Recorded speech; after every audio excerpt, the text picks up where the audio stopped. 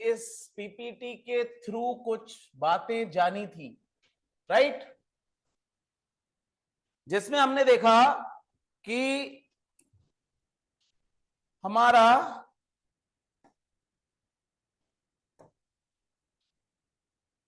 Dimensions and dimensional formulas ये हमने पढ़े थे, sorry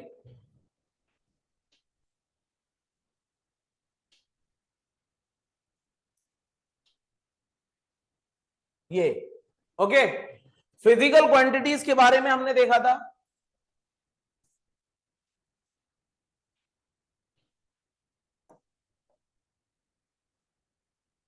physical quantities, fine.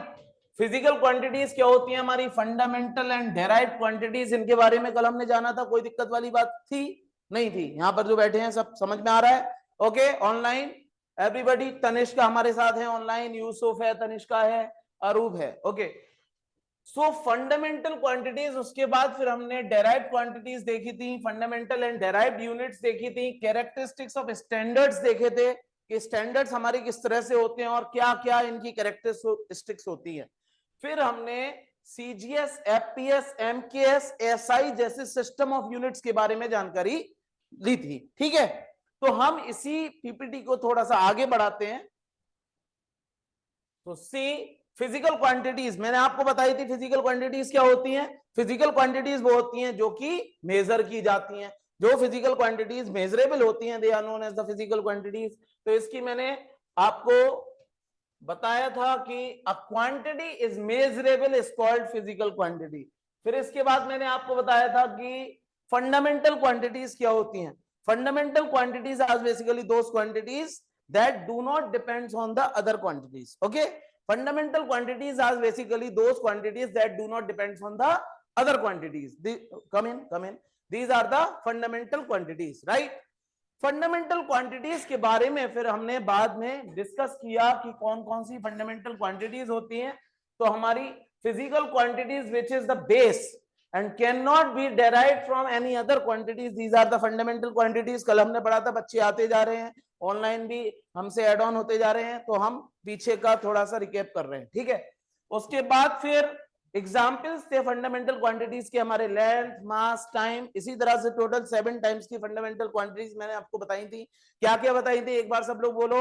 Length, mass, time, luminous intensity, temperature, amount of substance and electric current. ये 7 types की fundamental quantities हमारी थी, ठीक है। ये क्वांटिटीज फंडामेंटल क्यों कहलाती हैं? ऑनलाइन एवरीबॉडी बताएं, फंडामेंटल क्यों कहलाती हैं ये? Yes, speak out. क्योंकि ये बेस यूनिट होती हैं। बिल्कुल सही, ये किसी यूनिट पे डिपेंड नहीं करती।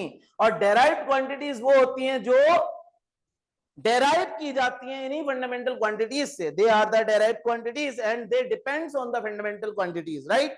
सो derived quantities are the physical quantity that are derived or expressed on the base or fundamental quantities। ये सब हमने डिस्कस कर लिया था। इसमें हमने speed, velocity, acceleration, force, momentum, torque, energy, pressure, density, ये सब हमने डिस्कस किया था और हमने बताया था कि कैसे कैसे ये फंडामेंटल क्वांटिटीज पर बेस होती हैं, ठीक है। एग्जाम्पल के तौर पे मैं अगर जैसे प्रेशर की बात करूं, अगर मैं प्रेशर की बात करूं तो प्रेशर को हम फंडामेंटल क्वांटिटी कैसे ऑब्जर्व कर सकते हैं? प्रेशर को हम फंडामेंटल क्वांटिटी इस तरह से ऑब्जर्व कर सकते हैं, क्योंकि प्रेशर क्या होता है?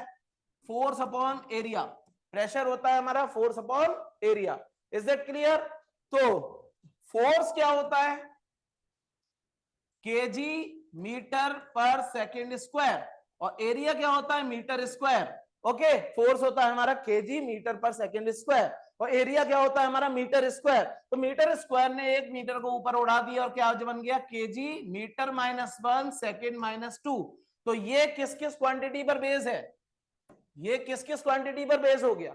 ये हो गया आपका केजी मतलब मास, मीटर मतलब लेंथ और सेकेंड मतलब टाइम। तो ये 3 क्वांटिटी पर बेस हो गया MLT, mass, length and time. Is it clear? इसी तरह से ये सारी जो यूनिट्स हम बता रहे हैं, ये सारी यूनिट्स आपकी फंडामेंटल क्वांटिटीज पर बेस्ड हैं। Okay, that's why they are known as the derived quantities. Is that clear? फिर हमने आपको आगे बताया था कि यूनिट्स क्या होती हैं। तो यूनिट्स की एक बुकिश लैंग्वेज सी थी, ठीक है, क्या थी कि आर्बिट्रेरली चूजन और इंटरनेशनली प्रूवन और accepted, that is known as unit. Okay, समझ में आई बात। अब एक एग्जाम्पल हम ले सकते हैं। एग्जाम्पल क्या ले सकते हैं यूनिट का? जैसे कि एक बहुत छोटा सा एग्जाम्पल अगर हम लेना चाहें, एक गंदा सा, एक अलग तरह का एग्जाम्पल, तो क्या ले सकते हैं? जैसे माउंट एवरेस्ट, माउंट एवरेस्ट, ठीक है, इसका कुछ वेट होगा, कोई मास होगा, होगा, माउंट एवरेस्ट का कोई मास होगा। एलिफेंट्स, एलिफेंट का भी कोई मास होगा। तो एक माउंट एवरेस्ट में कितने एलिफेंट्स के बराबर मास है? सिंपल, एक माउंट एवरेस्ट में कितने एलिफेंट्स के बराबर मास है? तो वो क्या हो गया हमारा?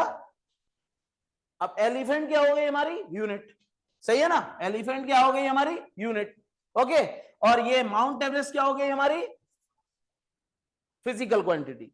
माउंट एवरेस्ट क्या हो गई हमारी? Physical quantity. अब मैंने कहा कि एक माउंट एवरेस्ट में 1000 एलिफेंट्स के बराबर मास है, तो 1000 क्या हो गया? मैग्नीट्यूड। 1000 क्या हो गया? मैग्नीट्यूड। एलिफेंट क्या हो गया? यूनिट। और फिजिकल क्वांटिटी क्या हो गई? Mount Everest. Is it clear? समझ में आई बात? तो इस तरह से हम यूनिट को डिफाइन कर सकते हैं। Unit is the certain arbitrarily chosen. अब एलिफेंट को हम भाई इंटरनेशनली एक्सेप्ट नहीं करेंगे, क्योंकि एलिफेंट कुछ पतला भी होता है, कोई भारी भी होता है, ठीक है, तो एलिफेंट को हम फिजिकल क्वांटिटी की तरह ट्रीट नहीं कर सकते। Is that clear? इसलिए फिर हमने इंटरनेशनल स्टैंडर्ड्स बनाए। इंटरनेशनल स्टैंडर्ड्स के बारे में मैंने बताया था आपको, टूल किट का एग्जाम्पल दिया था, ओके, बल्ब के होल्डर का एग्जाम्पल दिया था, ठीक है। स्टैंडर्ड्स वो जो कि हर जगह फॉलो हो, they are the international standards. Is that clear? समझ में आई बात? ठीक है, फिर हमने आगे बढ़े इसमें और हमने देखा next fundamental units. Fundamental units हमारी क्या है? फंडामेंटल यूनिट्स हमारी क्या होती हैं? Fundamental units are those that are of fundamental quantities. Is that clear? Then after example क्या हो गया? Metre, kilogram, these are the fundamental units. Okay, next we are calling about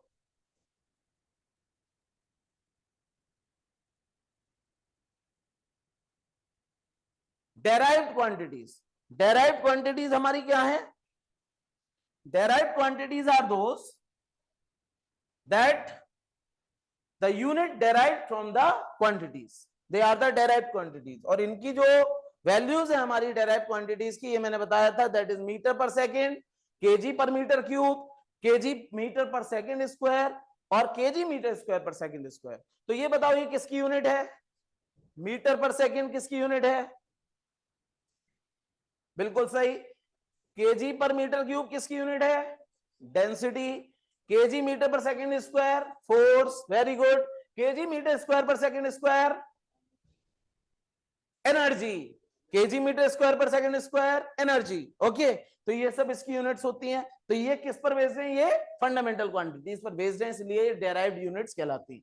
समझ में आई बात? फिर हमने आगे इसमें देखा सिस्टम्स ऑफ यूनिट्स, ठीक है। सिस्टम ऑफ यूनिट्स क्या होते हैं? तो मैंने आपको बताया था कि एक complete set of fundamental and derived unit is known as the system of unit.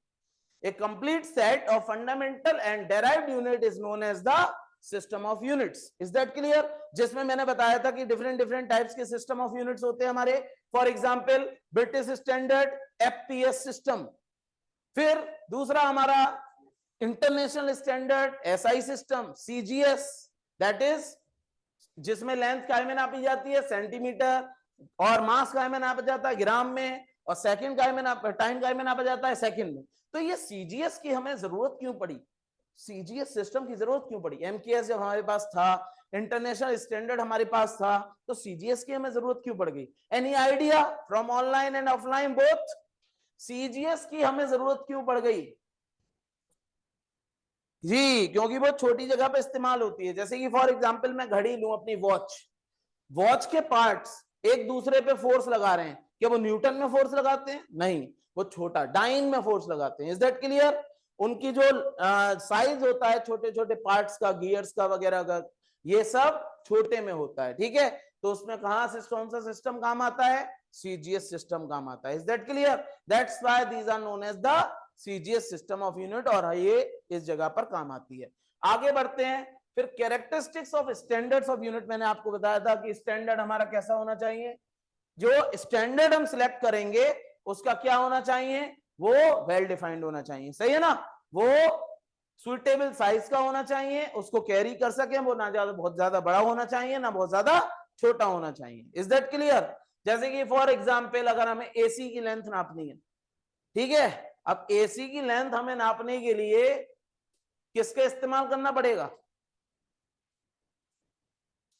या तो हम इंची टेप का इस्तेमाल करेंगे, टेप का, या हम एक स्केल का इस्तेमाल कर सकते हैं। ठीक है, ऐसा तो नहीं है कि हम वो जो घर मेजर करने वाले टेप लेके आते हैं उसका इस्तेमाल कर लें, नहीं ना। ठीक है, तो ये स्टैंडर्ड्स होते हैं कि स्टैंडर्ड हमारा जो प्रॉपर साइज का होना चाहिए। फिर it should be reproducible. It should be reproducible का मतलब है वो रिप्रोड्यूस हो जाए, मतलब वो हर जगह पहुंच जाए, अमीरों के पास भी, गरीबों के पास भी। ठीक है, छोटे शहरों में, बड़े शहरों में, गांव में भी, शहर में भी। जैसे घड़ी, ठीक है, घड़ी एक से एक महंगी भी आती है और एक से एक सस्ती भी आती है। तो घड़ी हर किसी के पास है, तो वो क्या है? रिप्रोड्यूसिबल है। वरना टाइम कैसे पता लगेगा? गरीबों को टाइम कैसे पता लगेगा? इसी तरह से हमारा किलोग्राम, किलोग्राम हर किसी के पास है। सही है, तो KG it is also the standard. फिर it should not be change from place to place. ये प्लेस टू प्लेस चेंज नहीं होना चाहिए। जैसे कि रोशनी, लाइट, मैंने आपको बताया था मीटर, मीटर क्या होता था कि 1/299874296 पर सेकंड में जितना लाइट ट्रेवल करेगी वो क्या होगा? 1 मीटर होगा, होगा ना। तो 1 मीटर डिस्टेंस, तो लाइट तो हर जगह अवेलेबल है। ठीक है, लाइट को खत्म नहीं किया जा सकता। सर्दियों में भी लाइट वैसी होगी, गर्मियों में भी लाइट वैसी होगी, और जाड़ों में भी लाइट वैसी होगी। ठीक है, हर जगह लाइट वैसी ही होगी। ठीक है, अगर हम कहीं जगह देखें, कश्मीर में भी लाइट वैसी ही होगी, ऑस्ट्रेलिया में भी लाइट वैसी ही होगी। तो लाइट का क्या है कॉन्सेप्ट कि वो जगह जगह पर बदलती नहीं है और टाइम के साथ भी नहीं बदलती है। तो इसलिए ये एक ऐसा स्टैंडर्ड है। ये क्या है? Standard. It is reproducible also in nature. Next, it should not change with the physical conditions. Physical conditions के हिसाब से नहीं बदलता। बिल्कुल सही है, ये फिजिकल क्वांटिटी के हिसाब से, फिजिकल कंडीशंस के हिसाब से नहीं बदलता। टेम्परेचर के हिसाब से बदल जाए ऐसा नहीं होता, प्रेशर के हिसाब से बदल जाए ऐसा नहीं होता, ओके, ह्यूमिडिटी से बदल जाए ऐसा नहीं होता। तो ये स्टैंडर्ड हमारे होते हैं। और it should be easily accessible. Standard हमारा इजीली एक्सेसिबल होना चाहिए। इजीली एक्सेसिबल का मतलब क्या है? स्टैंडर्ड हमारा आसानी से एक्सेस हो जाए, मतलब हमें आसानी से मिल जाए। That is what easily accessible. Is that clear? अगर मैं बात करूं वेरियस सिस्टम ऑफ यूनिट्स की, तो हमारे कुछ सिस्टम ऑफ यूनिट्स जो हैं वो क्या हैं आपके? ये हैं, जिसमें आपका एफपीएस सिस्टम ऑफ यूनिट है। एफपीएस सिस्टम ऑफ यूनिट में आ गया फुट पाउंड सेकंड, आ गया ना, foot pound second, foot pound and second. ये एफपीएस सिस्टम है। इसमें फुट में लेंथ नापी जाती है, पाउंड में मास नापा जाता है, सेकंड में टाइम नापा जाता है। Is that clear? और अगर हम बात करें सीजीएस सिस्टम की, तो सीजीएस सिस्टम में सेंटीमीटर में लेंथ नापी जाती है, ग्राम में मास नापा जाता है, और सेकंड्स में टाइम नापा जाता है। Is that clear? अगर हम बात करें एमकेएस सिस्टम की, तो मीटर में लेंथ नापी जाती है, केजी में मास नापा जाता है, और सेकंड में टाइम नापा जाता है। Okay fine. इसके बाद हम अगर बात करें अपने नेक्स्ट कॉन्सेप्ट पर, तो ये हमारी एसआई यूनिट की फुल फॉर्म हो गई। ठीक है, that is international standard the unit. ये सब मैंने आपको बता दिया था कल के लेक्चर में, आप देख सकते हैं। उसके बाद फिर हम आगे बढ़ते हैं इसमें। Next we are talking about the fundamental units, और ये हमारी 7 तरह की फंडामेंटल यूनिट्स हो गई थी। ठीक है, फंडामेंटल यूनिट्स में आपकी length, mass, time, electric current, thermodynamic, temperature, light intensity, amount of substance, plane angle and solid angle, ये सब हमने कवर अप कर लिया था। Is that clear? जिसमें हमने डेफिनेशन सभी की पढ़ ली थी, मीटर की भी डेफिनेशन पढ़ ली थी, किलोग्राम की भी डेफिनेशन पढ़ ली थी, सेकंड की भी डेफिनेशन पढ़ ली थी। इसमें किसी को कोई डाउट? Online yes anybody? कोई डाउट तो बताएं। एम्पियर की भी डेफिनेशन हमने पढ़ ली थी।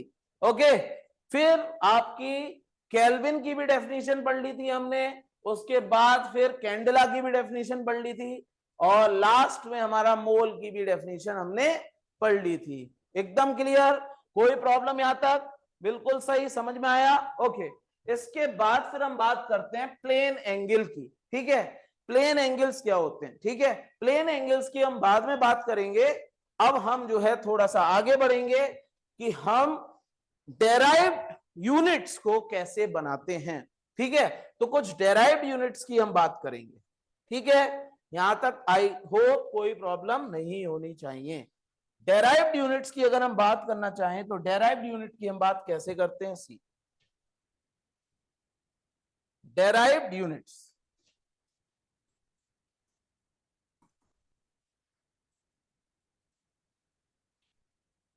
derived units. Okay, what are the derived units? हम एक काम करते हैं, अपना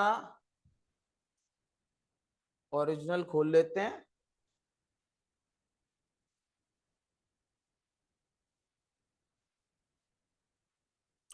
derived units, ठीक है, अपना ये खोल लेते हैं ओरिजिनल। खुल जाओ, हाँ, स्टार्ट होने लगा। सी, okay, derived units. What are the derived units? Derived quantities.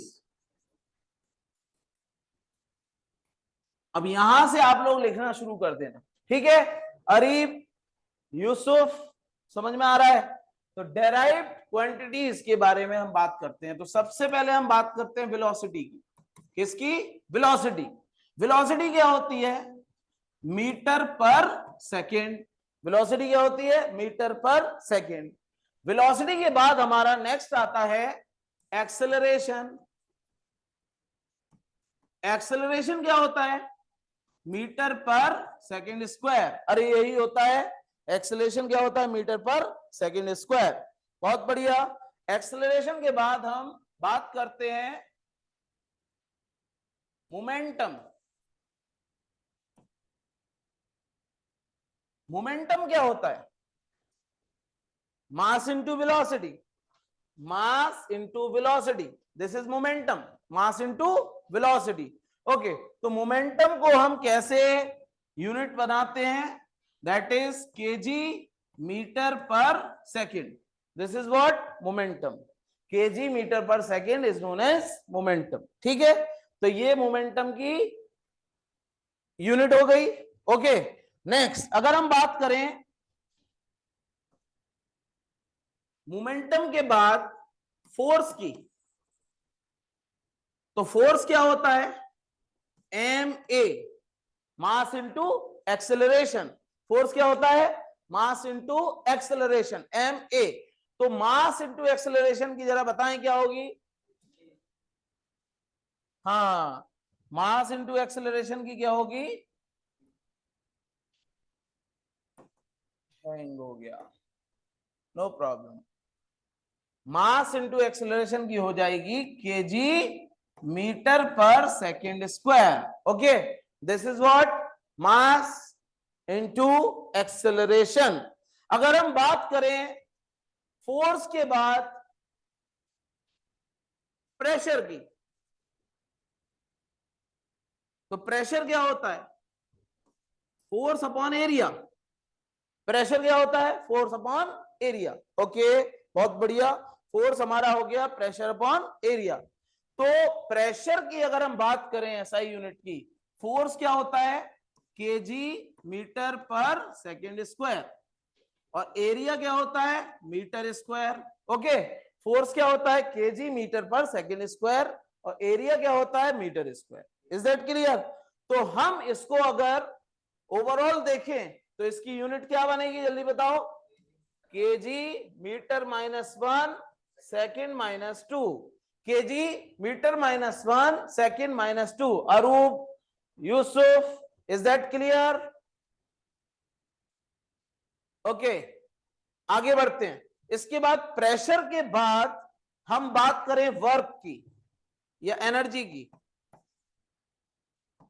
Energy is equivalent to work, energy is equivalent to work. ठीक है, तो अगर हम एनर्जी वर्क की बात करें तो वर्क क्या होता है हमारा? Force into displacement. वर्क होता है हमारा फोर्स इंटू डिस्प्लेसमेंट, बिल्कुल ठीक है ना? तो फोर्स और डिस्प्लेसमेंट की क्या बनेगी हमारी? फोर्स की हो जाएगी केजी मीटर पर सेकेंड स्क्वायर, और डिस्प्लेसमेंट की क्या हो जाएगी? मीटर। तो क्या बन जाएगा इसका? KG metre square per second square. बिल्कुल ठीक, दिस इज वर्क डन और दिस इज एनर्जी। एकदम क्लियर। अब आप ये देख रहे हैं कि इन सभी में एम मास, एल लेंथ और टी टाइम यूज हो रहा है। इन सभी में क्या यूज हो रहा है? मास, एम, एल लेंथ और टी टाइम, ये सब यूज हो रहा है। बिल्कुल सही है। तो मास, लेंथ और टाइम इस्तेमाल हो रहा है इन सभी में, तो हम इनको डायमेंशंस की फॉर्म में कन्वर्ट कर सकते हैं। किस फॉर्म में कन्वर्ट कर सकते हैं? डायमेंशंस की फॉर्म में। हमारे 3 डायमेंशन सिस्टम में इनको तब्दील कर सकते हैं, बना सकते हैं। ठीक है, तो हमारा 3 डायमेंशन सिस्टम क्या होता है? Dimensional formula. डायमेंशनल फॉर्मूला हमारा क्या होता है? डायमेंशनल फॉर्मूला होता है हमारा MLT सिस्टम। ठीक है, MLT सिस्टम। इन सबको MLT सिस्टम में हम कन्वर्ट कर सकते हैं, बना सकते हैं। तो देखो भाई, जैसे वेलोसिटी है, तो वेलोसिटी को हम MLT में कैसे कन्वर्ट करेंगे?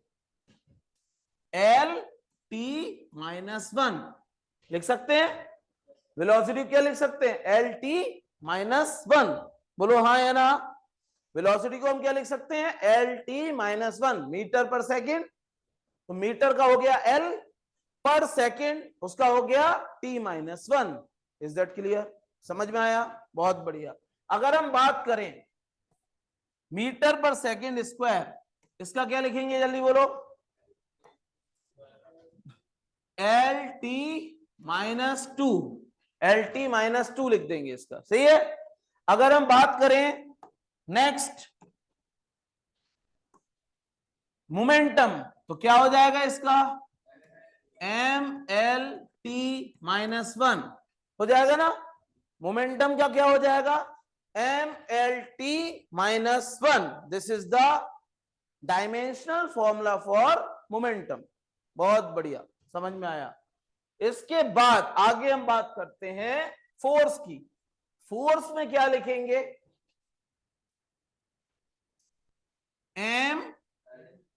MLT-2। फोर्स का हो गया, देखिए MLT-2। बोलो यहां तक कोई प्रॉब्लम? एकदम क्लियर। फोर्स हो गया हमारा MLT-2। एकदम बिल्कुल अच्छा, समझ में आ गया। अगर हम बात करें प्रेशर की, तो प्रेशर के डायमेंशंस क्या बनेंगे? जल्दी बताएं। ML-1 T-2। बिल्कुल सही, ML-1 T-2 बन जाएगा। समझ में आ रहा है अब? बहुत बढ़िया। अगर हम बात करें वर्क की या एनर्जी की, तो इसका क्या बनेगा? ऑनलाइन अरूप बताओ, इसका क्या बनेगा? एनर्जी या वर्क का क्या बनेगा? जल्दी बोलो। Sir ML-2 T-2। ML2T-2, थोड़ा थोड़ा सही बोला आपने, बिल्कुल ठीक। ML2T-2 ये बनेगा, बिल्कुल ठीक है। ML2T-2, बहुत अच्छे, एकदम समझ में आ गया। Very good. आगे बढ़े, यहां तक कोई दिक्कत वाली बात नहीं है।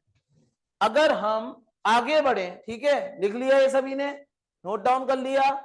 ऑनलाइन स्टूडेंट्स नोट करते जाएं, सभी लोग पेपर पेंसिल के साथ बैठे और सभी चीजें नोट करते रहें जिससे कि कोई दिक्कत ना आए, और कोई भी क्वेश्चन हो तो तुरंत आप बोल के मुझसे पूछ सकते हैं, ठीक है। और हम हमेशा आपके क्वेश्चंस का जवाब देंगे, तो आप कभी भी अपने पास अपने क्वेश्चंस को ना रखें, ठीक है। अगर हम बात करें नेक्स्ट अगली क्वांटिटीज की, प्रेशर हो गया। अब अगली क्वांटिटी की हम बात करें तो अगली क्वांटिटी हमारे पास होती है स्ट्रेस।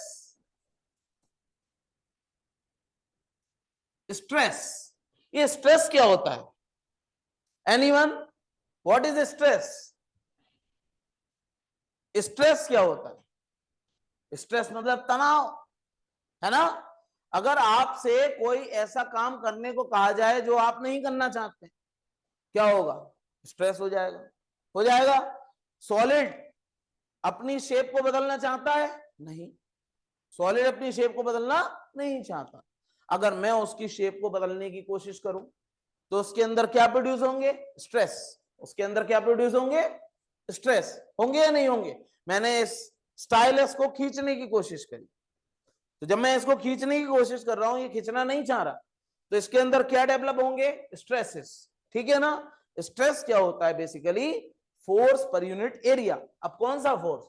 अब जैसे कि मैंने अगर ये एक रॉड ली, ये एक सॉलिड रॉड ली, सही है, इस सॉलिड रॉड को मैंने खींचना चाहा विद फोर्स एफ, मैंने सॉलिड रॉड को एफ फोर्स से खींचना चाहा, ठीक है। क्या होगा? ये सॉलिड रॉड अपने अंदर रीस्टोरिंग फोर्स क्रिएट करेगी। क्या क्रिएट करेगी? रीस्टोरिंग फोर्सेस, ठीक है ना। वो रीस्टोरिंग फोर्सेस को हम कैसे बना सकते हैं? रीस्टोरिंग फोर्सेस को हम ऐसे बना सकते हैं, these forces are restoring forces. Restoring forces, इन फोर्सेस का क्या काम है? इन फोर्सेस का काम यह है कि रॉड को अपने ओरिजिनल शेप में बनाए रखना, ठीक है। इन रिस्टोरिंग फोर्सेस का क्या काम है? कि रॉड को अपने ओरिजिनल शेप में बनाए रखना। That is the work for of restoring force, okay. तो अब ये रिस्टोरिंग फोर्सेस पर यूनिट एरिया जो होता है वो क्या होता है? Stress. Stress is basically restoring force, stress equal to restoring force per unit area. This is stress, restoring force per unit area. बहुत अच्छे, समझ में आ गया। अब restoring forces, forces की डायमेंशन क्या होती है? जल्दी बताओ, फोर्स की डायमेंशन क्या होती है? यूसुफ बताएं, फोर्स की डायमेंशन क्या सीखी है हमने?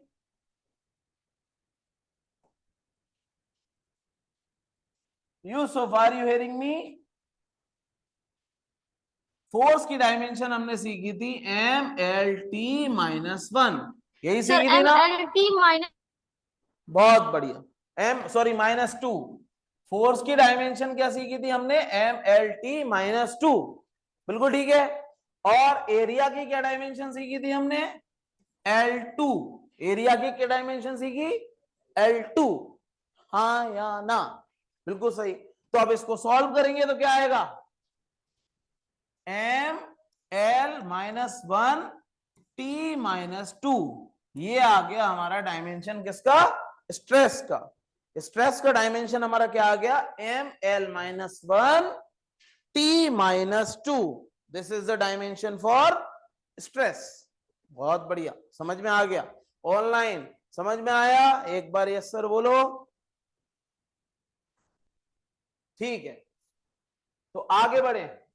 ML-1T-2, मुझे आवाज नहीं आई ऑनलाइन, समझ में आया? Yes sir. Good, Yes sir. Very good, very good. आगे बढ़े। अब स्ट्रेस हो गया हमारा ML-1T-2। आप देखें शायद ये प्रेशर के बराबर है ये प्रेशर के बराबर, इक्विवेलेंट टू प्रेशर है, ठीक है। तो प्रेशर और स्ट्रेस में फर्क क्या है? What is the difference between pressure and stress? Any idea? What is the difference between pressure and stress? बेटे प्रेशर क्या होता है, अगर कोई सरफेस है, कोई हमारी सरफेस है और इस सरफेस पर अगर हम कोई परपेंडिकुलर फोर्स लगाएं, ये फोर्स क्या कहलाता है? Thrust force. थ्रस्ट फोर्स, ठीक है, ये फोर्स कहलाता है थ्रस्ट फोर्स। और थ्रस्ट फोर्स पर यूनिट एरिया, थ्रस्ट फोर्स पर यूनिट एरिया क्या कहलाता है? प्रेशर। थ्रस्ट फोर्स पर unit area is known as pressure. Pressure equals to thrust upon area. 9th class में पढ़ा था ना, एकदम क्लियर। और स्ट्रेस क्या हो गया? रीस्टोरिंग फोर्स पर यूनिट एरिया। स्ट्रेस क्या हो गया? रीस्टोरिंग फोर्स पर यूनिट एरिया।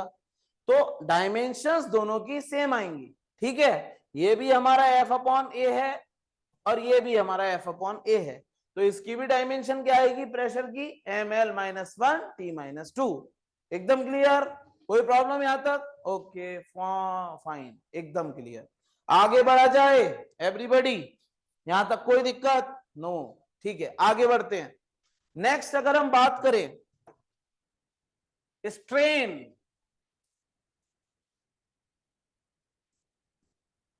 अगली क्वांटिटी हमारी स्ट्रेन। हाँ लिखना, वो पीछे वाले लिखना था, लिखो, note it down everybody, note down it, लिखते चलें सब कुछ।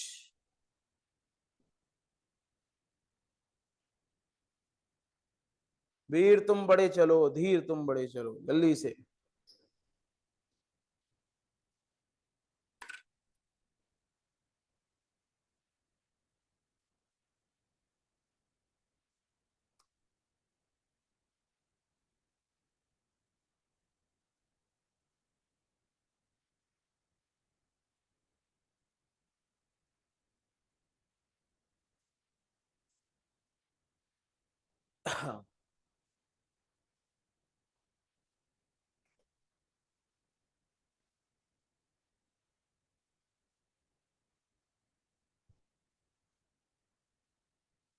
डन, गुड, आगे Yes, sir. बढ़ते हैं, वेरी गुड, आगे बढ़ते हैं। अगला हमारा आ जाता है स्ट्रेन। अब ये स्ट्रेन क्या होता है? What is strain? Strain is basically, हमने जैसे इस रॉड को खींचा था ना, विथ फोर्स एफ फोर्स से हमने इस रॉड को खींचा था। अब इस रॉड ने थोड़ी सी अपनी शेप को बदला, ये रॉड थोड़ी सी खिंच गई, इसकी शेप, इसकी लेंथ इंक्रीज हो गई, सही है ना? इस रॉड की लेंथ इंक्रीज हो गई थोड़ी सी, सही है भाई? कुछ तो इफेक्ट आएगा ना फोर्स का, बिल्कुल श्योरली रीस्टोरिंग फोर्स इसमें डेवलप हुए, लेकिन इसके अंदर थोड़ा सा बदलाव होगा, ठीक है। तो अगर मान लो हम इस बदलाव को डेल्टा एल ले लें, क्या ले लें?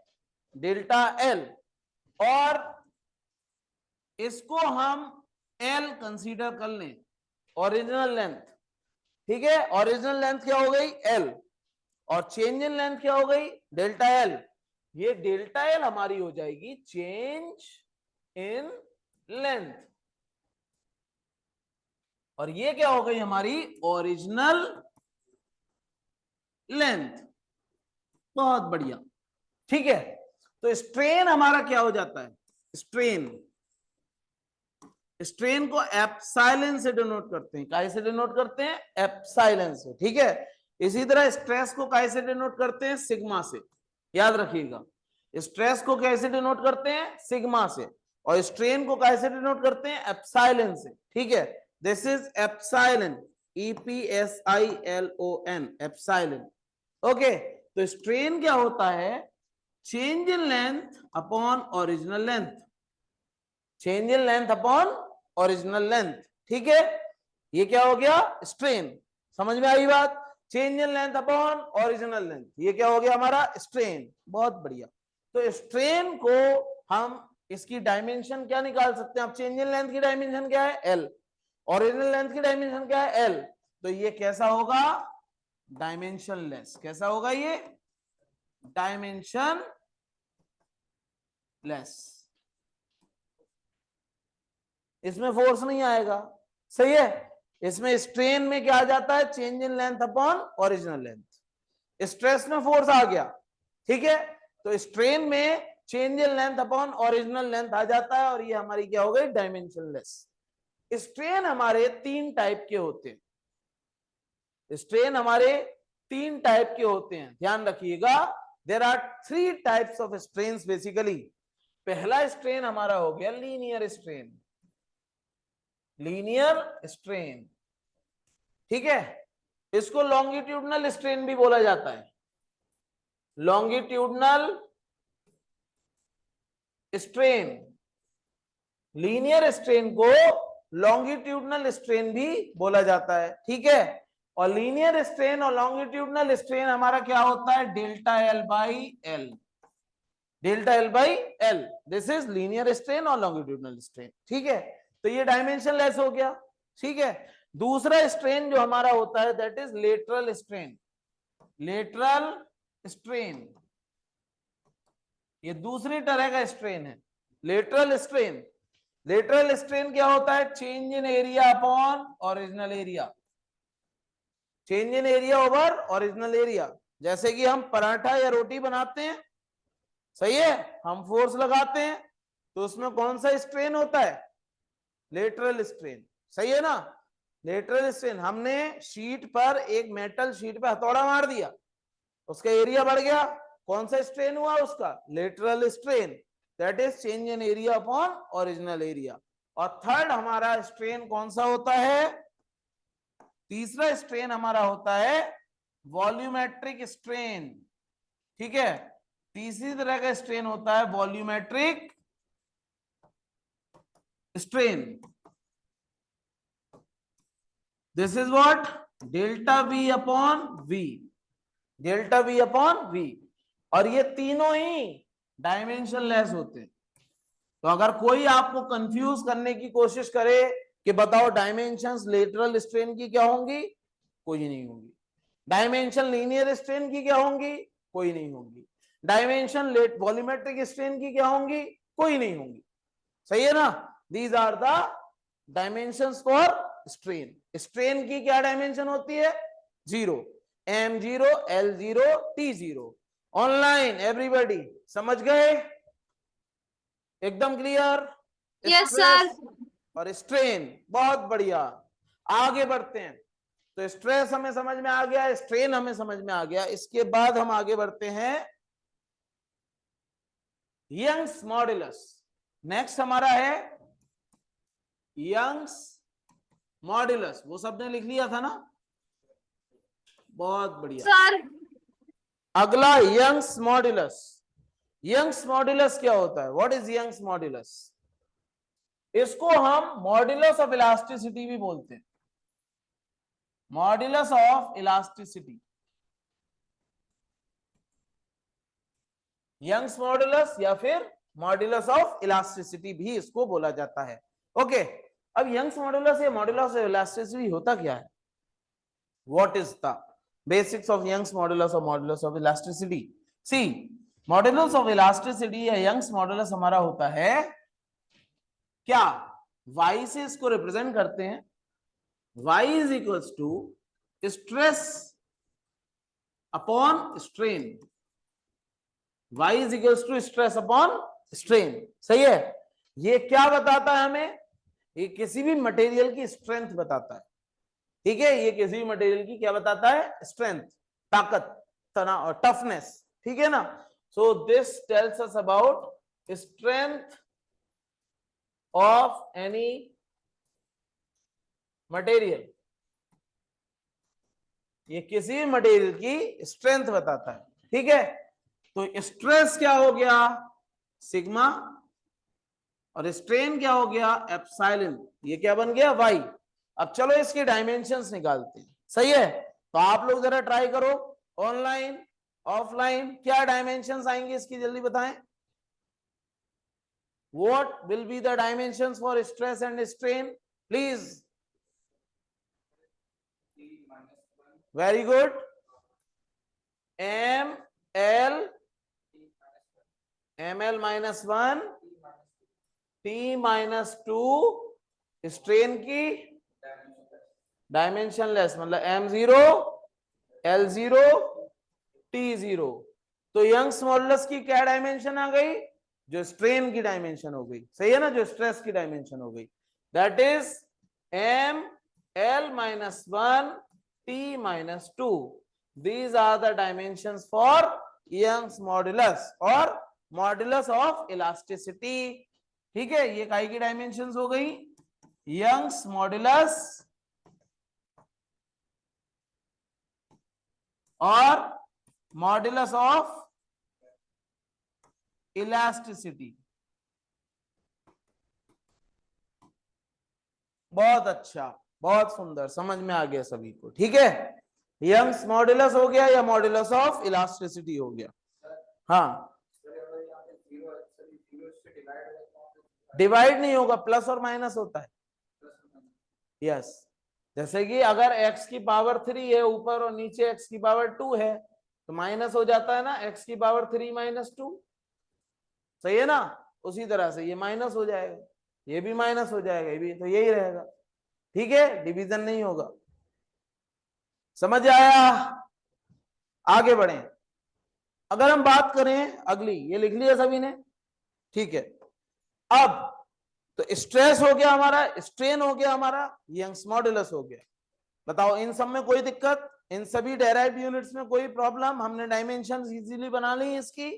आगे बात करते हैं, तो इसके बाद हम बात करते हैं विस्कोसिटी की। काई की? Viscosity. What is viscosity? Viscosity क्या होती है? विस्कोसिटी हमारी होती है resistance in flow, resistance in flow, ये विस्कोसिटी कहलाती है। Viscosity is resistance in flow. Okay, flow होने में रुकावट। फॉर एग्जाम्पल, अगर मैं लूं वाटर और दूसरी जगह मैं लूं हनी, और दोनों को मैं क्या कर दूं, लिटर कर दूं, ठीक है, दोनों को गिरा दूं, कौन तेजी से फ्लो करेगा? वाटर। वाटर तेजी से फ्लो करेगा, हनी तेजी से फ्लो नहीं करेगा। समझ में आई बात? हाँ भाई ऑनलाइन, वाटर तेजी से फ्लो करेगा और हनी तेजी से फ्लो नहीं करेगा। तो विस्कोसिटी किस में ज्यादा हुई? हनी में। विस्कोसिटी किस में ज्यादा हो गई? हनी में। और वाटर में विस्कोसिटी कम हो गई, ठीक है। तो हम ये कह सकते हैं it is more viscous, it is less viscous, less viscous. Okay, तो ये क्या होता है? विस्कोसिटी, ठीक है। तो विस्कोसिटी को हम कैसे परखते हैं और इसका डायमेंशनल फॉर्मूला कैसे निकालेंगे, ध्यान दीजिएगा, सही है ना। विस्कोसिटी का डायमेंशनल फॉर्मूला कैसे पता करेंगे और इसको कैसे परखेंगे, ध्यान से समझते हैं, ठीक है। तो मान लीजिए एक हमारे पास स्विमिंग पूल है, ठीक है, राइट। इस स्विमिंग पूल में हमारी प्यारी सी एक पेपर बोट नाव चल रही है, सही है, ओके। इस नाव की वेलोसिटी है v, इस नाव की वेलोसिटी v है, ओके। और इस नाव का जो एरिया है वो है a, इस नाव का एरिया क्या है? a। और इस स्विमिंग पूल की डेप्थ क्या है? d। स्विमिंग पूल की डेप्थ क्या है? D. A is area of boat, area of boat. V is velocity of boat, और D is depth of pool. ठीक है, एकदम क्लियर, समझ में आई बात? तो इसमें जो फोर्स लगेगा, कौन सा फोर्स? विस्कोसिटी का फोर्स। जब ये नाव आगे जाएगी, जब ये नाव आगे जाएगी, आगे बढ़ेगी, तो इस पे एक ड्रैग फोर्स लगेगा। क्या लगेगा? F D.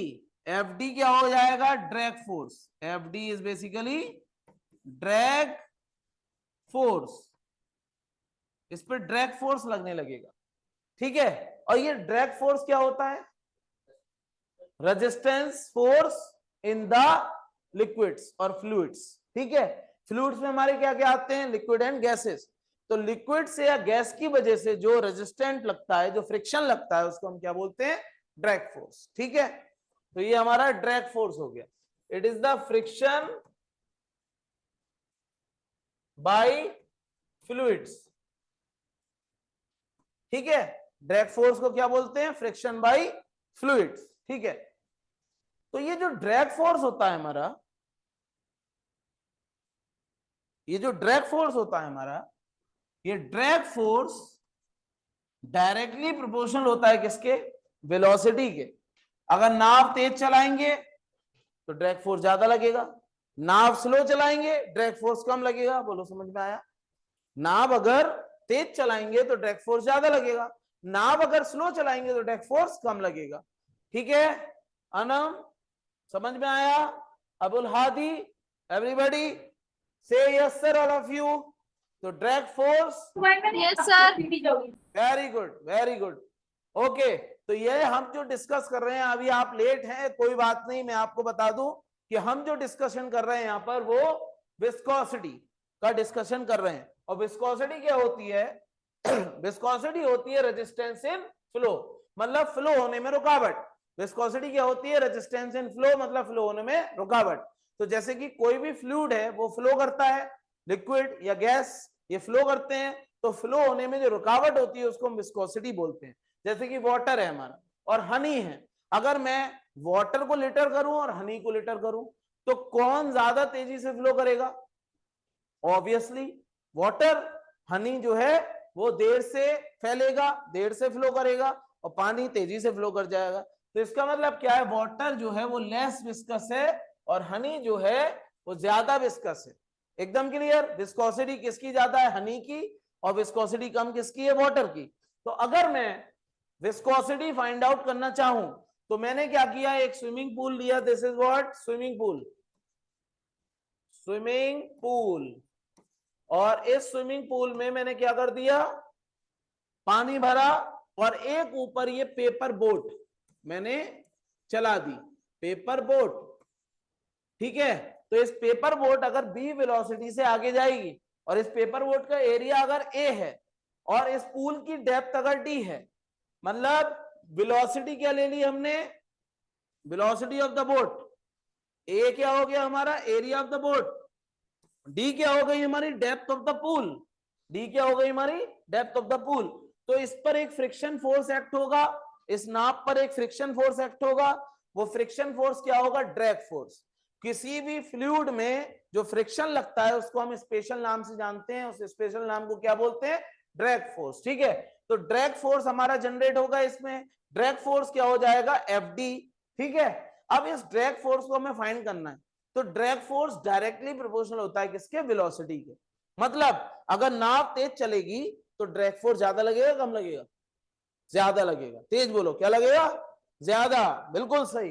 दूसरा, अगर नाव का एरिया ज्यादा होगा तो ड्रैग फोर्स ज्यादा लगेगा कम लगेगा? ज्यादा लगेगा, बिल्कुल सही। तो ड्रैग फोर्स ज्यादा हो जाएगा। तो हमने अगर एरिया को भी डायरेक्टली प्रोपोर्शन में रख लिया, ठीक है। अगर ये डेप्थ ज्यादा हुई, अगर पूल की डेप्थ ज्यादा हुई, तो फोर्स ज्यादा लगेगा या कम लगेगा? कम लगेगा। फोर्स कम लगेगा। क्यों कम लगेगा? Any idea? Offline online? कोई आइडिया? अगर पूल की डेप्थ ज्यादा हुई तो फोर्स कम लगेगा, क्यों लगेगा? कोई आइडिया? मैं बताता हूं, इसका ये है मायने। देखें, जो नीचे के मॉलिक्यूल्स हैं वो रुके हुए होते हैं, स्टेशनरी होते हैं, सही है ना? और जो इससे मॉलिक्यूल टच हैं वो मूविंग होते हैं। वो कैसे होते हैं? मूविंग। ऊपर के जो मॉलिक्यूल जो इससे टच हैं वो मूविंग है, और नीचे के मॉलिक्यूल्स स्टेशनरी हैं, रुके हुए हैं। तो नाव के साथ साथ ये आगे बढ़ेंगे तो ये नीचे वाले मॉलिक्यूल्स को भी डिस्टर्ब करेंगे और नीचे वाले मॉलिक्यूल्स को भी डिस्टर्ब करेंगे, सही है ना? तो ये तो रोकने की कोशिश कर रहे हैं और ये चलाने की कोशिश कर रहे हैं। तो इन सभी में अगर ज्यादा दूरी होगी तो ड्रैग फोर्स कम होगा, और इन सभी में अगर कम दूरी होगी तो ड्रैग फोर्स ज्यादा होगा। समझ में आई बात? एकदम क्लियर? कोई प्रॉब्लम? बहुत बढ़िया। तो यहां पर हम समझ सकते हैं कि ये इनवर्सली प्रोपोर्शनल होगा, तो ये डेप्थ के इनवर्सली प्रोपोर्शनल आ जाएगा। एकदम clear? FD is directly proportional to velocity, directly proportional to area and inversely proportional to depth. Okay, तो अगर मैं ड्रैग फोर्स का डायरेक्टली प्रोपोर्शनलिटी का साइन हटाऊं तो मुझे क्या लगाना पड़ेगा? कांस्टेंट लगाना पड़ेगा, एक कांस्टेंट लगाना पड़ेगा। बहुत बढ़िया। तो डायरेक्टली प्रोपोर्शनलिटी का साइन हटा के कांस्टेंट लगा देंगे। वो कांस्टेंट क्या होगा हमारा? That is FD equals to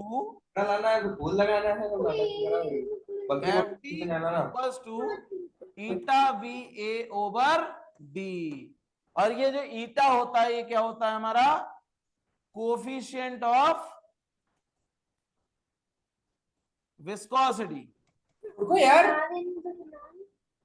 okay, eta हमारा क्या होता है? Coefficient of viscosity. ठीक है, ईटा हो गया हमारा कोफिशिएंट ऑफ विस्कोसिटी। एकदम क्लियर? तो ये हमने कोफिशिएंट ऑफ विस्कोसिटी कर दिया। एकदम clear? That is FD is directly proportional to VA over Y। FD equals to eta VA over D। एकदम क्लियर? तो ईटा का अब हम क्या करने वाले हैं? डायमेंशनल फॉर्मूला बनाने वाले हैं।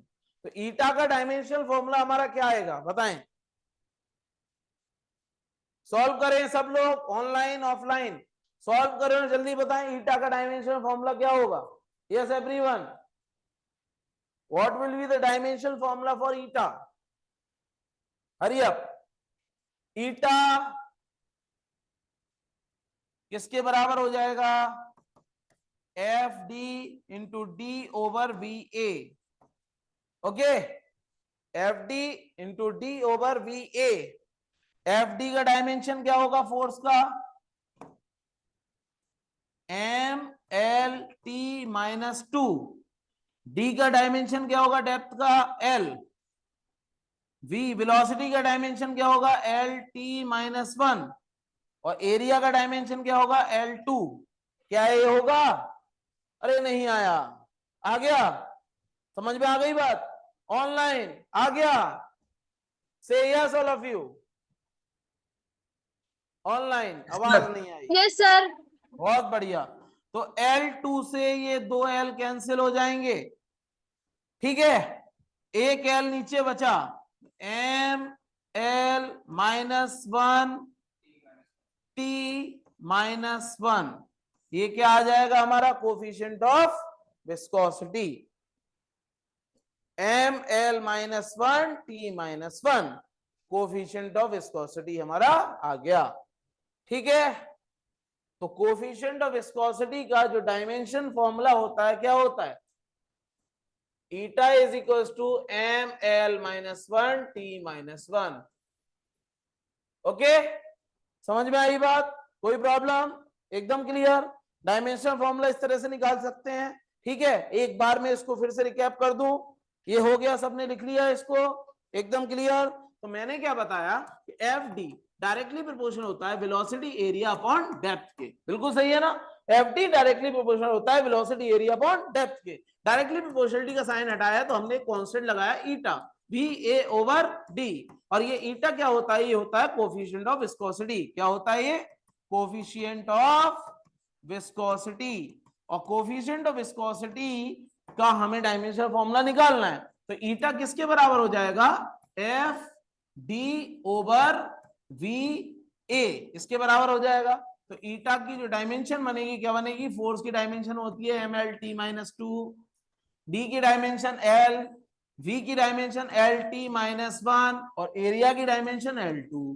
कितनी बात समझ में आई, एल टू ने एल टू मार दिए, और यहां पर M L minus one T minus one बचा।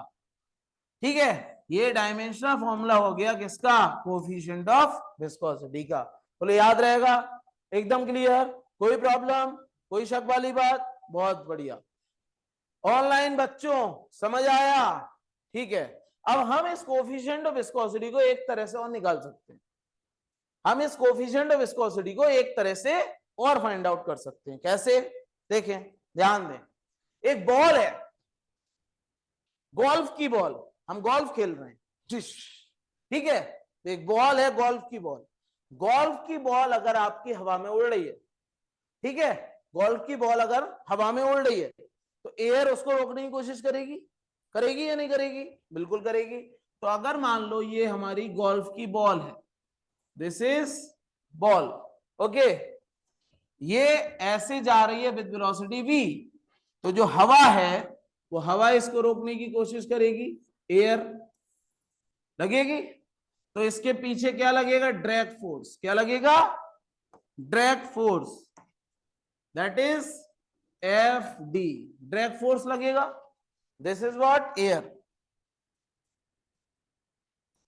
ठीक है, बॉल पर ड्रैग फोर्स लगेगा, ये जो ड्रैग फोर्स होगा बॉल पर एफ डी, ये डायरेक्टली प्रोपोर्शनल होगा किसके, ये डायरेक्टली प्रोपोर्शनल होगा किसके, वेलोसिटी के, रेडियस के, और कोफिशिएंट ऑफ विस्कोसिटी के, वेलोसिटी के, रेडियस के और कोफिशिएंट ऑफ विस्कोसिटी के। समझ में आई बात, इन तीन चीजों के डायरेक्टली प्रोपोर्शनल होगा, सही है ना। तो इससे एक फॉर्मूला बनता है हमारा, that is F D equals to 6 pi eta R V, ये फॉर्मूला बन जाता है। तो इससे भी हम ईटा की वैल्यू फाइंड कर सकते हैं, ठीक है। Eta is equals to F D क्या हो गया, ड्रैग फोर्स क्या हो गया, M L T minus two, सही है ना। ओके, थोड़ा सा इसको बैक कर देते हैं, पहले ये लिख देते हैं, eta equals to F D over R V लिख सकते हैं, ठीक है, और 6 पाई भी लगा देते हैं साथ में, ठीक है, कोई प्रॉब्लम यहां तक, ठीक है। 6 पाई की तो कोई डायमेंशन होती नहीं है, एफ डी की डायमेंशन क्या होगी, M L T minus two, यही होगी, M L T minus two. Sir 6 pi कहाँ से आया, 6 पाई बेटा ये कांस्टेंट ऑफ प्रोपोर्शनैलिटी है, 6 पाई कांस्टेंट ऑफ प्रोपोर्शनैलिटी है, ओके। ये फॉर्मूला जब हम बनाएंगे तब हम सीखेंगे। तो यहां पर ये कांस्टेंट ऑफ प्रोपोर्शनैलिटी था ना, इसको हटाने के लिए हमने 6 पाई लगा दिया, दिस इज कांस्टेंट। से यस सर, समझ में आया तो। सर आर क्या, बहुत बढ़िया, आर क्या हो गया हमारा एल, और वी क्या हो गया हमारा एल टी माइनस टू, वो sorry L T minus one, ये वी हो गया हमारा एल टी माइनस वन।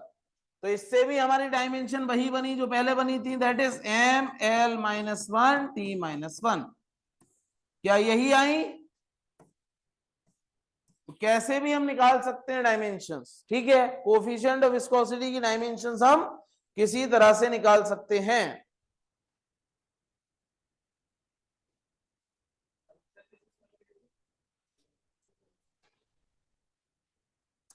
ऐसे भी सब लोग ले लें,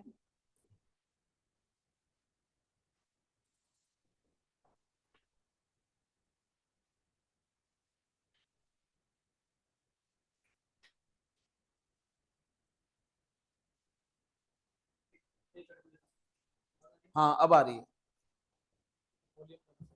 ओके नो प्रॉब्लम, ठीक है। तो समझ में आ गई बात, एकदम क्लियर, कोई दिक्कत वाली बात नहीं होनी चाहिए, यहां तक एकदम क्लियर हो गया। M L T, M L minus one T minus one, ये हो गया हमारा कोफिशिएंट ऑफ विस्कोसिटी। अब जाते जाते थोड़ा सा हम एक दो डायमेंशंस और पढ़ लेते हैं, उसके बाद फिर हम आगे बढ़ेंगे, सही है। एक दो डायमेंशन हम और पढ़ लेते हैं, उसके बाद फिर हम आगे बढ़ेंगे अपनी एसएपी पर। कल की एसएपी जो आपको मिली थी उस पर हम डिस्कशन करेंगे। आगे बढ़ते हैं।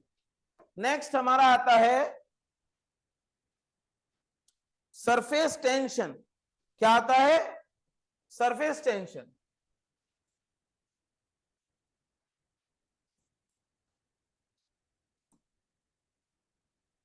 ये सरफेस टेंशन क्या होती है? What is the surface tension?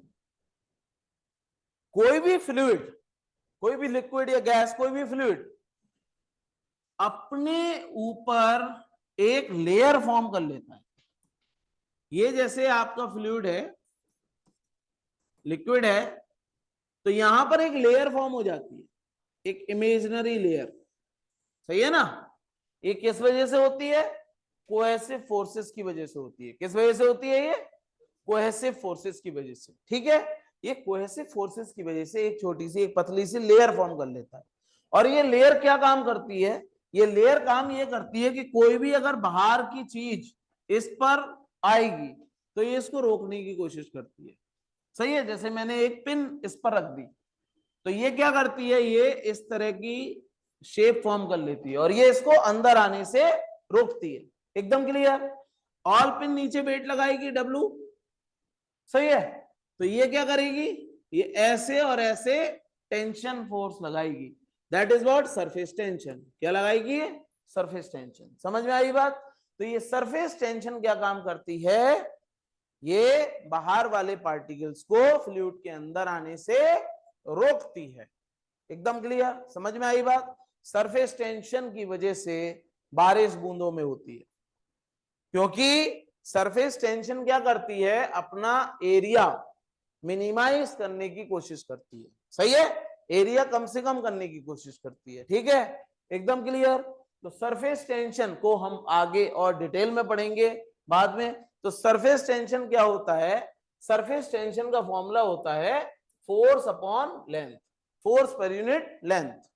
एकदम क्लियर। सरफेस टेंशन का फॉर्मूला होता है फोर्स पर unit length. Shadan, are you here? समझ में आ रहा है? अरूप, हादी, एवरीबॉडी, यूसुफ? जी सर। Yes sir. बहुत बढ़िया। तो सरफेस टेंशन आपकी हो गई फोर्स पर यूनिट लेंथ, ठीक है। सरफेस टेंशन का अगर हम फॉर्मूला डेराइव करें, डायमेंशनल फॉर्मूला, एस क्या हो जाएगा? M L T minus two over L. M L T minus two over L. क्या बनेगा इसका? जल्दी बताएं। M L T minus two over L क्या बनेगा इसका? एम टी माइनस टू, ये बन जाएगा, ठीक है। एस जो हो जाएगा that is M T minus two. ये हमारी सरफेस टेंशन हो जाएगी। L length, F is force, L is length, force पर यूनिट लेंथ, ठीक है। तो ये आपका सरफेस टेंशन हो जाएगा। एस की डायमेंशन क्या हो गई? M T minus two. बोलो यहां तक कोई प्रॉब्लम? एवरीबॉडी समझ में आया? तो आज हम इतना ही रखते हैं। हाँ बेटे, पिछली वाली स्लाइड बिल्कुल देखो। अगर ऑनलाइन ऑफलाइन किसी को कोई भी डाउट है अभी तक जो हमने पढ़ाया तो जरूर पूछें। शादान, यूसुफ, अरूब, अब्दुल, कोई अगर डाउट है तो तुरंत मुझसे पूछा जाए।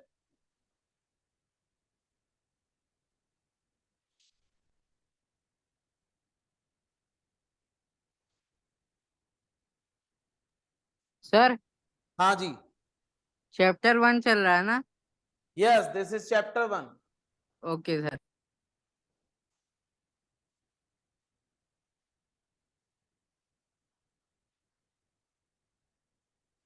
हो गया?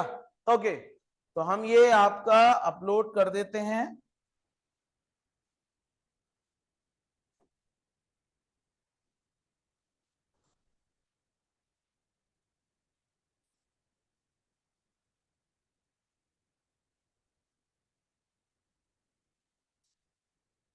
डायमेंशनल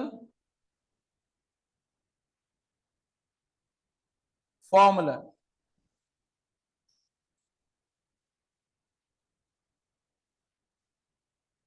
और ये फर्स्ट पार्ट हो गया, ठीक है। डायमेंशनल फॉर्मूला फर्स्ट पार्ट आपको देखने को मिल जाएगा, और ये मैंने सेव कर दिया है, और मैं इसको अपलोड कर देता हूं आपके कंटेंट पे, जिससे कि आप अगर ऐप में जाएंगे तो ऐप में आपको ये अवेल हो जाएगा, ठीक है। मैं आपको बता देता हूं कि ये कहां पर आपको मिलेगा।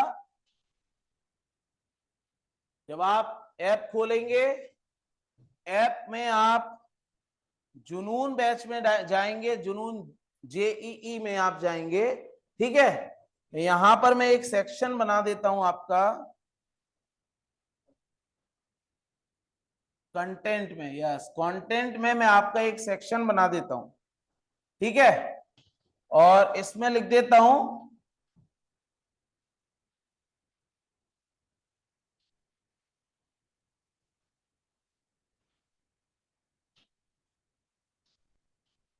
Yes physics.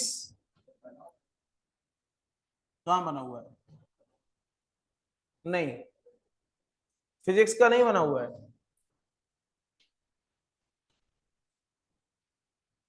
Physics test papers हैं ये केमिस्ट्री टेस्ट पेपर्स हो गए, ये मैथमेटिक्स टेस्ट पेपर हो गए, ठीक है। मैं यहां पर फिजिक्स नोट्स का एक सेक्शन बना देता हूं, ठीक है। फिजिक्स नोट्स, ठीक है, ऑफ जेईई इमेज क्लासेस, ठीक है। ये मैंने सेक्शन क्रिएट कर दिया, और यहां पर मैं आपकी ये जो रिसोर्सेज हैं ये ऐड कर देता हूं, तो आपको यहीं से मिल जाएंगे, ठीक है बेटा।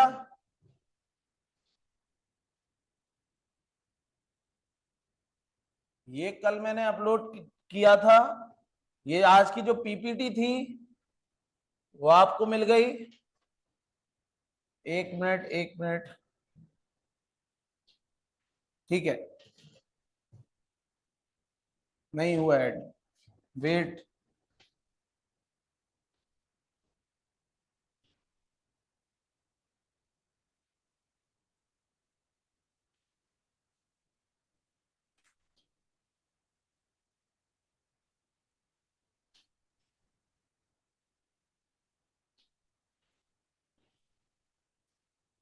इसमें मैं थोड़ा चेंज कर देता हूं,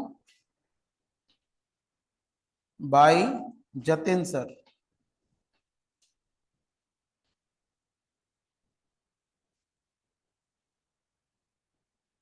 अब ये आपको मिल जाएगा, ठीक है, यहां से ये मिल जाएगा, और इसमें मैं आपके नोट्स अपडेट कर देता हूं।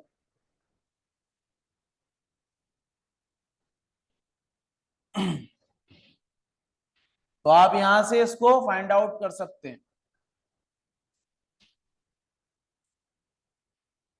हो गया ये अपडेट, इसी में मैं, जी सर पहुंच गया। बहुत बढ़िया, आज के भी मैं अपडेट कर देता हूं, ओके। ये प्राइमरी यूनिट्स हो गया,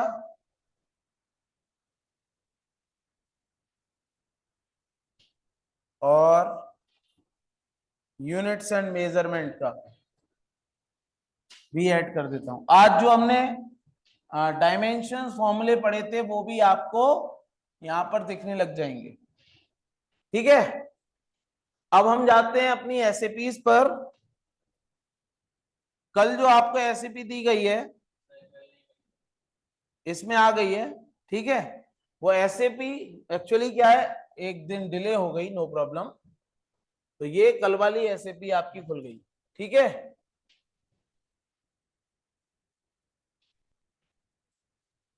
ओके, अगर हम इस एसएपी को देखें और ऑब्जर्व करें इस एसएपी को, तो शुरू सर करते हैं। विजिबल नहीं है। विजिबल नहीं है, अच्छा, just a minute just a minute. इसका हम साइज बढ़ा देते हैं। अब विजिबल है? Yes sir. फाइन। तो हम जैसे कि अगर फर्स्ट की देखें, first question, which of the following is not the unit of time? कौन सी जो है यूनिट टाइम की यूनिट नहीं है? Which of the following is not the unit of time? Micro second क्या टाइम की यूनिट है? Yes, micro second is the unit of time. ठीक है, माइक्रो सेकेंड टाइम की यूनिट है। लीप ईयर टाइम की यूनिट है, लीप ईयर भी टाइम की यूनिट है। लूनर मंथ टाइम की यूनिट है, लूनर मंथ भी टाइम की यूनिट है। एकदम क्लियर। अगर हम बात करें लाइट ईयर, तो ये टाइम की यूनिट नहीं है। लाइट ईयर किसकी यूनिट है? डिस्टेंस की यूनिट है। Light year is the unit of distance. अब ये लाइट ईयर क्या हो गया? लाइट ईयर क्या होता है? What is light year? Light year होता है कि लाइट एक साल में कितना डिस्टेंस ट्रेवल करेगी। लाइट एक साल में कितना डिस्टेंस ट्रेवल करेगी, दैट इज 1 लाइट ईयर। समझ में आई बात? तो light year is the unit of distance. दूसरा देखें, which of the following is not a unit for energy? कौन सी एनर्जी की यूनिट नहीं है? अब एनर्जी की यूनिट्स का हमने कल काफी सारा डिस्कशन किया था। ठीक है, तो आज हम देखेंगे यूनिट एनर्जी की क्या नहीं है। किलोवाट आवर है। Kilowatt hour is the commercial unit of energy. Kilowatt hour commercial unit होती है एनर्जी की। बहुत बढ़िया। न्यूटन मीटर क्या एनर्जी की यूनिट है? Newton metre is the unit of energy, क्योंकि वर्क डन क्या होता है? Force into displacement. Work done क्या होता है? Force into displacement. तो न्यूटन मीटर क्या हो गया? एनर्जी। अगर हम बात करें वेबर एम्पियर, वेबर एम्पियर, अब ये आपने नहीं पढ़ा है। वेबर होता है मैग्नेटिक फ्लक्स। वेबर क्या होता है? Magnetic flux. और एम्पियर क्या होता है? करंट। सही है ना? वेबर क्या होता है? Magnetic flux. और एम्पियर क्या होता है? करंट। समझ में आई बात? तो ये आपका यूनिट है एनर्जी की? नहीं है। ठीक है, तो ये आपकी सही जवाब है, वेबर एम्पियर। ठीक सर, है। हाँ, अगर बता। इसकी ऑप्शन एनर्जी की यूनिट नहीं है तो किस चीज की यूनिट है? Weber ampere is the unit of EMF. Okay, weber ampere is the unit of EMF. सही है ना? समझ में आई बात? ठीक है, आगे बढ़े। अगर हम बात करें SI unit of angular acceleration, तो SI unit of angular acceleration क्या होता है? अब एंगुलर एक्सेलरेशन आपने पढ़ा है। देखो, अगर लीनियर एक्सेलरेशन की बात करें, तो लीनियर एक्सेलरेशन क्या होता है?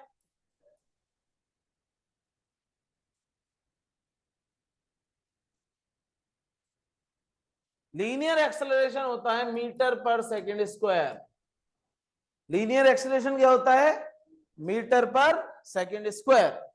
ठीक है, तो एंगुलर एक्सेलरेशन क्या हो जाएगा?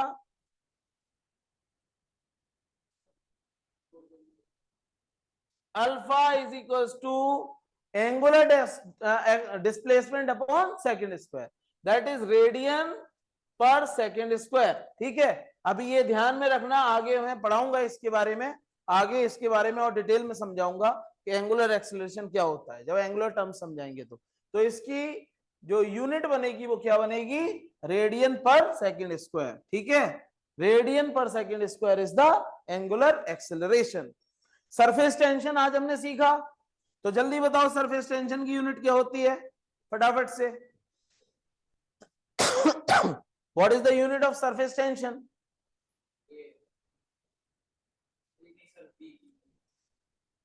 B. Joule metre. Joule metre. अरे अभी अभी हमने देखा सरफेस टेंशन क्या होती है? S equals to force upon length. होती है या नहीं होती है? तो इसका क्या था formula? M T minus two, ये आना चाहिए ना? तो जरा चेक करते हैं। जूल, जूल का क्या हो जाएगा, वर्क का mL2T-2 अपॉन मीटर स्क्वायर। अब मीटर स्क्वायर मल्टीप्लाई में है तो L4 हो जाएगा, तो ये नहीं बनेगी, नहीं बनेगी ना, हटा दो पहला।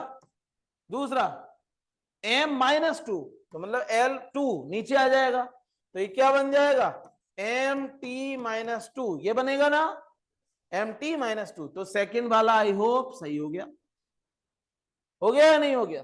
This is the right answer, MT-2 surface tension आज ही बताया था हमने। ठीक है, स्टीफेंस कांस्टेंट, स्टीफन कांस्टेंट को हम पढ़ेंगे, जैसे आज हमने डायमेंशंस पढ़ी थी ऐसे ही हम कल भी पढ़ेंगे डायमेंशंस। तो स्टीफन कांस्टेंट आपका जो है वो ये होता है वॉट मीटर स्क्वायर पर केल्विन 4। ठीक है, इसको हम आगे बताएंगे। ठीक है, समझ में आई बात, कोई प्रॉब्लम? आगे बढ़ते हैं। Next, convert 500 newton to dyne. आप ट्राई करना है इसको करने का। ठीक है, 500 न्यूटन को डाइन में कन्वर्ट करने का ट्राई करना यूजिंग डायमेंशनल फॉर्मूला। तो सर 5 डायमेंशनल पावर फॉर्मूले आज हमने सीखे हैं, सही है, तो हम ये कन्वर्जन भी आपको बताएंगे। इसी तरह से जूल को आर्ग में कन्वर्ट करने के भी हम तरीके आपको बताएंगे।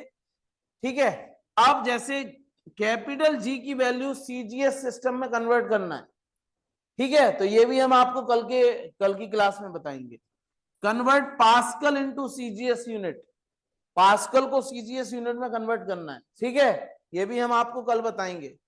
Write the dimension formula for surface tension, Planck's constant, Young's modulus.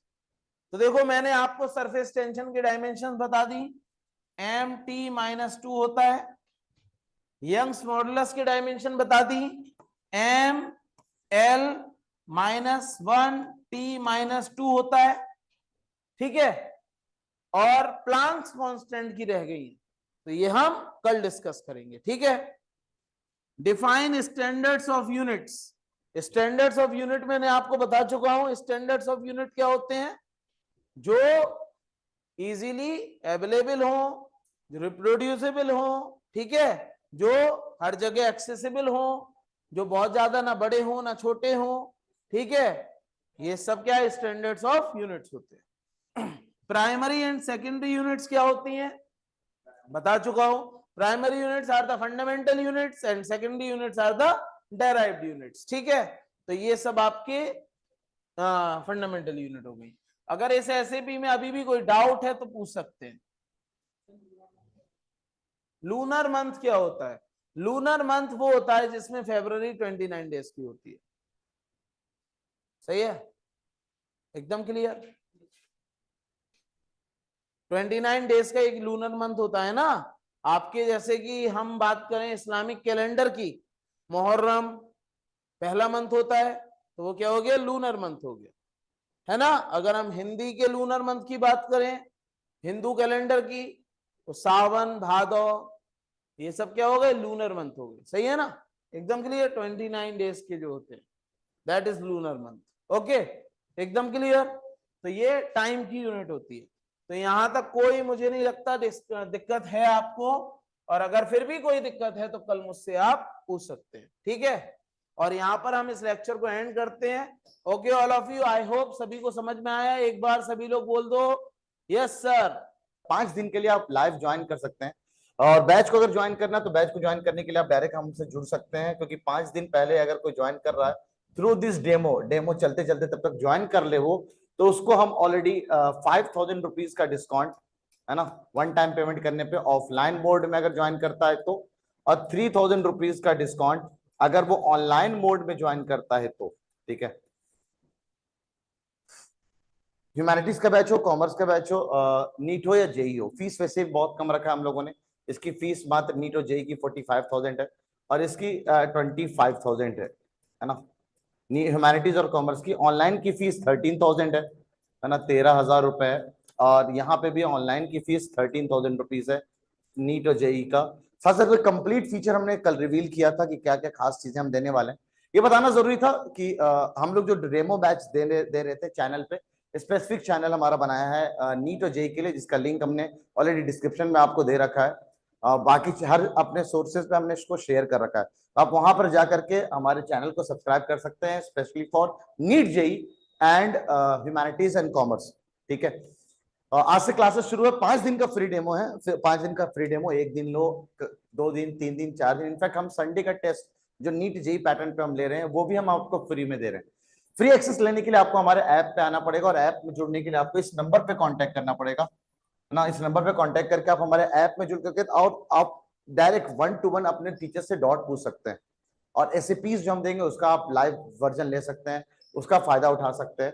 तो YouTube पे कराने से बेहतर ये डिसाइड हुआ है कि हम आपको ऐप के अंदर, आप हमारे इमेज क्लास के ऐप में, इनफैक्ट लेक्चर हम बिल्कुल डाउनलोड, लेक्चर हम प्रीमियर कर देंगे अगले दिन, जो भी वीडियोस हम पढ़ाएंगे, जो भी हम लेक्चर्स पढ़ाएंगे उसको अगले दिन प्रीमियर कर देंगे। तो एक छोटा सा इंफॉर्मेशन देने के लिए हम लाइव आए थे आपको, खासकर कि आप हमारा नीट जेई का 11th का इन शानदार फैकल्टीज के साथ जुनून बैच ज्वाइन कर सकते हैं, और ह्यूमैनिटीज एंड कॉमर्स की ये शानदार टीम है और नीट और जेई की ये शानदार टीम है।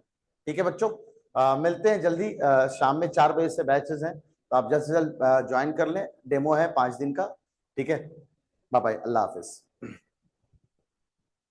कांटेक्ट नंबर ये दे रखा है, आप ज्वाइन करने के लिए नंबर दे रखा है, इस नंबर पे कांटेक्ट कर सकते हैं। वैसे पूरी टीम ना, ये ह्यूमैनिटीज और कॉमर्स की जो पूरी टीम है ये आपको देख सकते हैं, सारी चीजें हम लोगों ने कल बता दिया क्या क्या खास है, ये फैकल्टीज हैं नीट और जेई के लिए, और कुछ कुछ हमारे पुराने रिजल्ट्स हैं, उसके बाद कुछ नए फीचर्स जो हम लोगों ने रिवील किए हैं, ये सारे शानदार फीचर्स के साथ हम लोग आए हैं इस बार नीट और जेई के लिए।